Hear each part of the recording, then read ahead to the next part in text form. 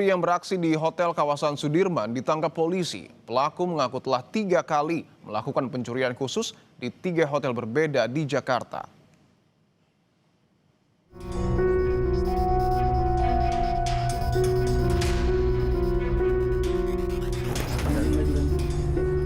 Lima hari buron, pencuri berpakaian batik di Ballroom Hotel Bintang 5 di Jakarta Pusat ditangkap Subdit Resmob Polda Metro Jaya. Pelaku berinisial NW tak berkutik saat dibekuk polisi di kawasan Jalan Kayu Manis Timur, Matraman, Jakarta Timur. Pelaku menunjukkan tas serta baju batik dan tanda pengenal yang digunakan saat mencuri. Selain itu, polisi juga menemukan laptop milik korban yang belum sempat terjual oleh pelaku. Dari hasil pemeriksaan, pelaku telah melakukan pencurian sebanyak 3 kali dengan sasaran ruang rapat atau ballroom hotel.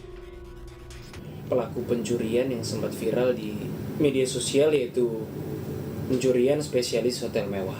1 orang pelaku ini kami amankan di kediamannya di daerah Hutan Kayu, Matraman, Jakarta Timur. Pelaku bermain di 3 TKP, yaitu di Hotel Ayana pada bulan Agustus tahun 2025, kemudian Hotel Borobudur pada bulan Oktober tahun 2025, dan yang terakhir yang sempat viral pada bulan Februari ini di Hotel Grand Sahid, yang saat ini sudah kami tetapkan sebagai tersangka. Sebelumnya, polisi melakukan olah tempat kejadian dan pengecekan rekaman CCTV hotel yang menangkap aksi pencurian di area Ballroom Hotel di kawasan Sudirman, Tanah Abang, Jakarta Pusat pada 10 Februari.